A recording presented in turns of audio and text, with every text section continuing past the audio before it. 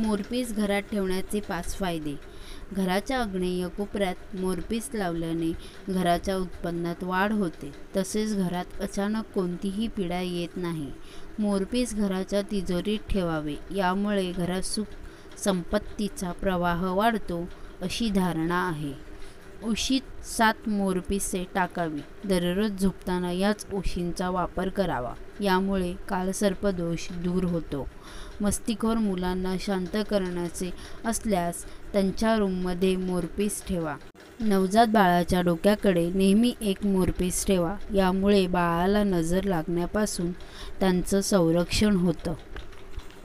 हळदीचे हे उपाय अवश्य करा. 2 चिमूटभर हळद पाण्यात मिसळून त्याने अंघोळ केली तर गुरूची स्थिती बळकट होते आणि लग्नातील सर्व अडथळे दूर होतात. तसेच करिअरमध्ये यश मिळते. पूजेच्या वेळी मनगटावर किंवा गळ्यावर हळदीचा छोटासा टिळा लावल्याने बृहस्पती मजबूत होतो आणि बोलण्याचे कौशल्य येते. गुरुवारी हळद दान केल्यास आरोग्याशी संबंधित सर्व समस्या दूर होतात. जर तुमच्या घरात वास्तुदोष असेल तर आपल्या खोल्यांच्या कोपऱ्यात हळद शिंपडा, त्यामुळे वास्तुदोष दूर होतात. जर तुम्ही एखाद्या शुभ कार्यासाठी घर सोडत असाल तर गणपतीला हळद लावल्यानंतर स्वतःच्या कपाळावर हळद लावा.